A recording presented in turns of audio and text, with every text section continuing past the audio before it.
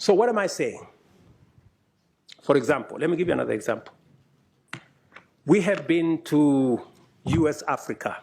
We have been to some other engagement with other countries. Now we have been invited for Russia-Africa summit. We have made a decision, very respectfully as heads of state in Africa, that any engagement with other partners must be an engagement of equals. And for it to be meaningful, if we are going to meet the president of a country, we have organized ourselves that the Troika is going to represent Africa. The chair, the current chair, the past chair, the chair that is coming, and the heads of our regional economic commissions, about 6, 7 people. But what happens? Continuously, when others want to engage with us, they don't want to deal with the Troika. They want to invite 50 heads of state. So we go to a meeting, just explain to me what kind of outcome you expect where 50 heads of state are sitting.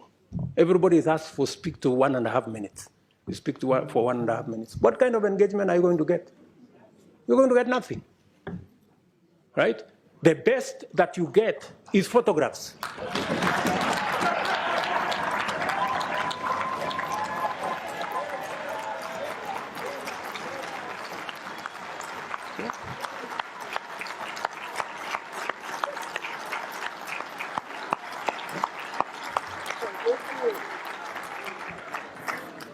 That's it.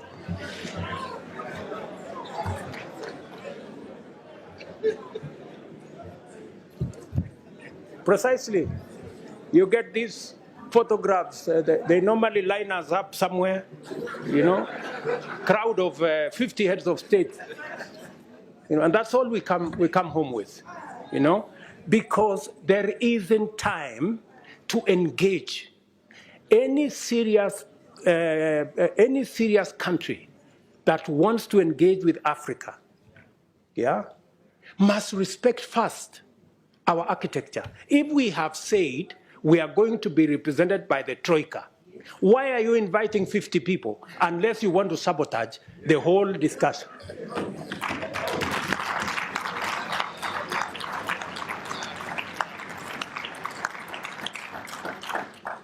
And if you can't respect our own rules, it is a sign of lack of goodwill. I mean, you must, so that when we engage, you know, if we have a smaller group of 5 people, then you can have a meaningful conversation. And we can have a meeting of equals. But here you are, you represent 200-300 million people. You have a guy here who represents 10 people. You have another guy who represents 10 million people. Then that conversation becomes, and some of the time, you know, the most unfortunate thing is that some of the people who invite us to these meetings tell us, if you don't come, there will be consequences. So all of us are forced to go to a meeting that has no meaningful outcome because of blackmail. This is not right, good people. You know, this is not okay, you know? So I have written to my brother who was here the other day that this time round, any other invitation, it must respect the rules of our continent. We have said any meaningful engagement, anybody who wants us to take them seriously, they must first respect our architecture. If they want a fruitful engagement, they should engage our continent in a manner that we can effectively represent our people and we can effectively discharge our mandate and articulate our issues, not in a crowd. We want to be effective. We want to engage. you know? So if you are one head of state and you want to engage all these people, surely, are you sincere, you know, in engaging in a crowd? Because some of these good people, they want to avoid any commitments, you know? They want to avoid any meaningful engagement. They just want a baraza and okay, pictures, and then we go. Dinner, and then, I mean, good people, we have food in our countries, at least. We can eat at home.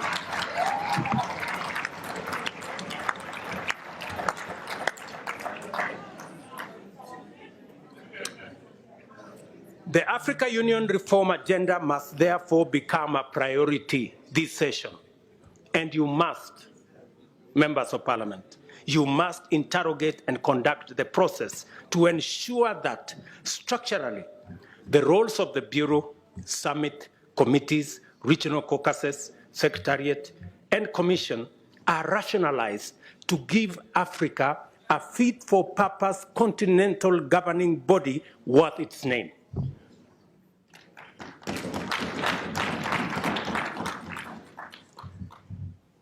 To do so, this Honorable Assembly must urgently review the funding arrangements to ensure that Africa Union budgets are financed primarily by members and secondarily by external partners. In turn, this will require a mechanism where Africa Union member states are up to date with their contributions with regard to all our commitments.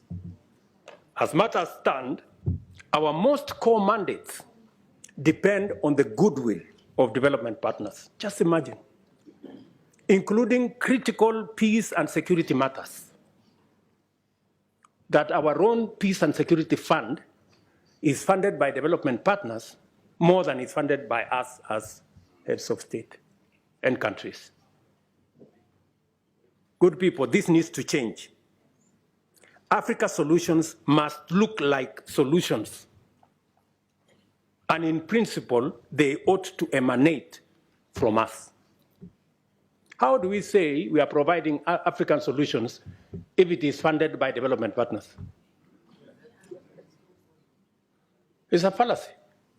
It means we have no capacity to provide Africa solutions if it is being funded by others. A case in point, we have a situation in Sudan. The generals in Sudan are bombing everything. They are bombing roads, they are bombing bridges, they are bombing hospitals, they are destroying airports, using military hardware bought by African money.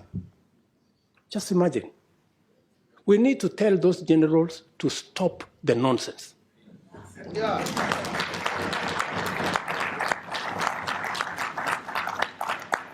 Military capacity is for fighting criminals and terrorists. It is not for fighting children and women and destroying our own infrastructure.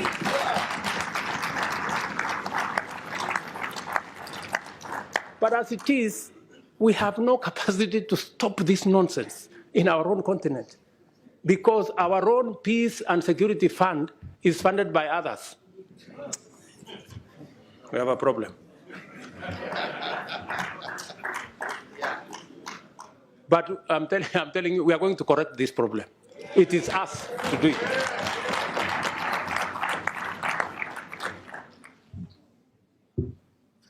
Let me also tell you that I think we're going to have a new, and we need your help. You know, we need your support. You must take up your role. You know, you must take up your role and make sure that our executive, the people running the Africa Union, are held to account.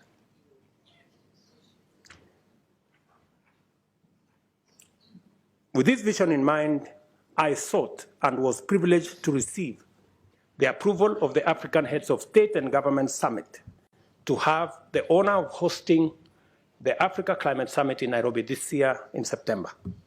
This will be a major gathering of African and global leaders to deliberate and consolidate a clear African position and clear African voice as we project our agenda in the global stock take engagements and the build-up to COP28. The summit also provides an opportunity to highlight and forge consensus on the modalities of unlocking Africa's vast potential to positively impact the climate agenda and rally the world to tap into the numerous opportunities that Africa presents towards global net zero. This will not be another morning summit where we are mourning about our situation. We are going to boldly tell the world we will contribute positively to a solution, and we have what it takes. I invite you all to Nairobi to join us at that summit and to take part in that broader journey and vision. For Africa to hold meaningful discussions with global partners, I have told you, Africa heads of state and governments have resolved that partnership summits by external parties shall be reviewed with a view to providing an effective framework for African Union partnerships. And we are going to work together in that manner.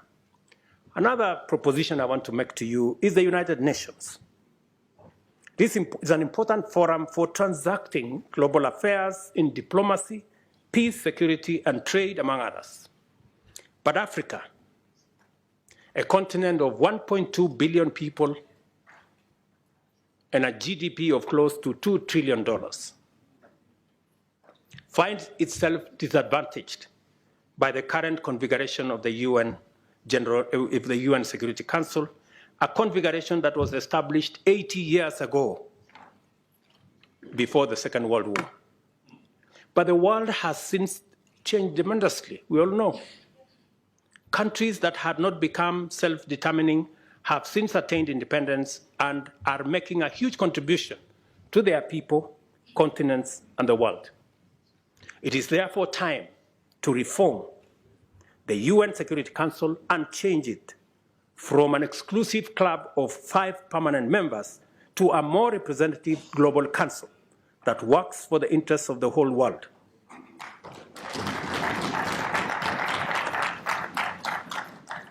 We have said Africa must have, at the minimum, 2 permanent seats at the Security Council. And by the way, we are being very modest. Yeah, we are being very modest because we are understanding. We must therefore work together to make our continent prosperous, for that is what it deserves, and our people now and generations to come, and improve our relations with global business and global investments. One final thing that I know many of you have talked about Paris. Yes, we will be going to Paris because we want to occupy every space. We are going to be consistent. We are going to be coherent. We are going to be audible until there is no place to hide.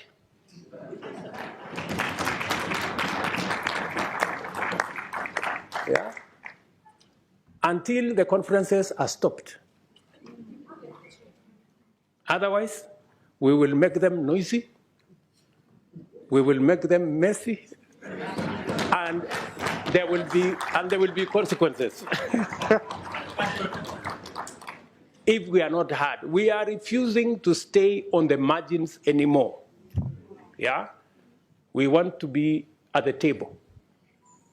Because we are told the risk of not being at the table is that you could be in the menu.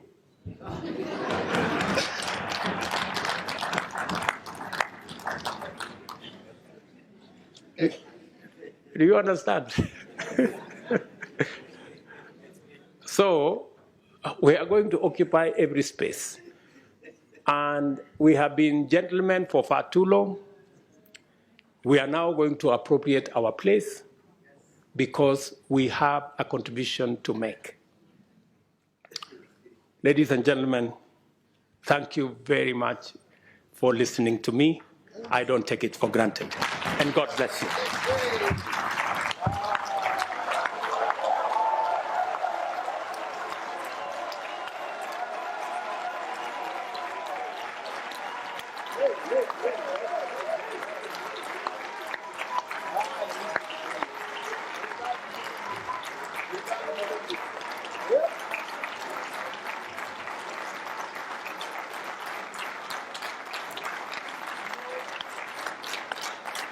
Thank you.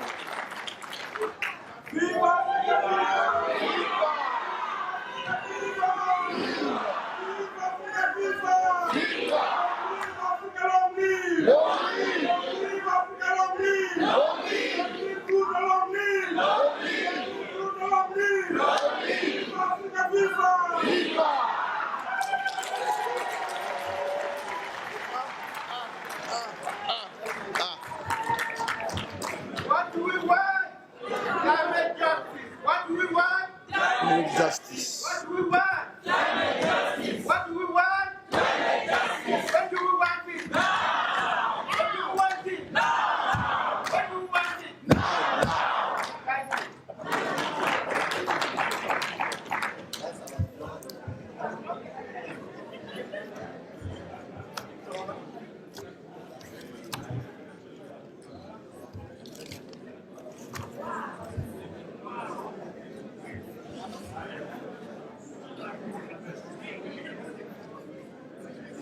I have nothing to say. I have nothing to say. I have nothing to say. Hey! Hey, hey, hey, hey, hey, hey, hey, hey, hey, hey, hey, hey, hey, hey, hey, hey, hey,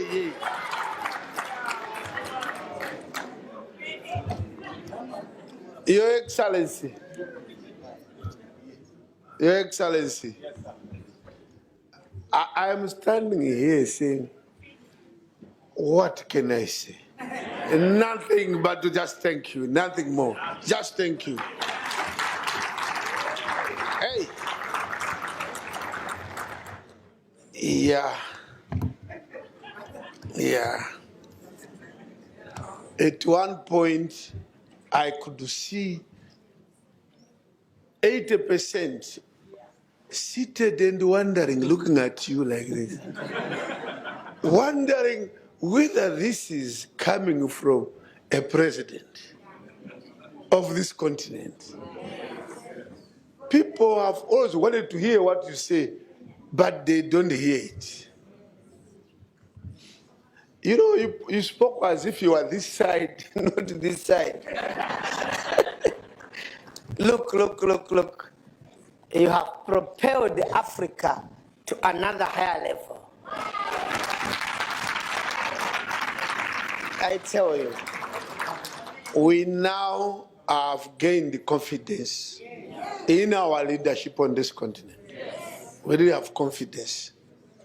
We now have hope.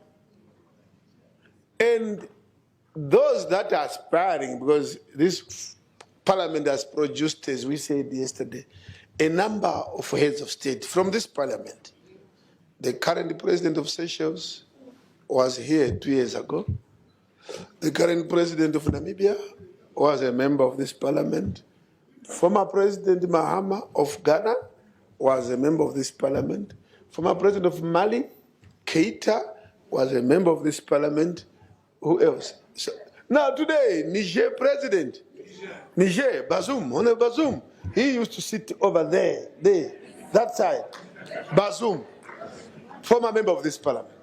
But I want to say, if there are others among you who are also aspiring, I think twice.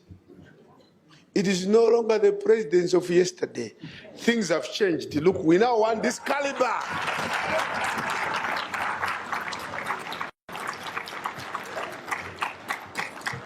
This is the caliber now we are looking for. So you may have to withdraw your candidature. Anyway, if you listened properly, and all of you listened, this can be a speech, a talk, but in my language of academic life, this is not a speech. It is a treatise which lives forever. Treatise.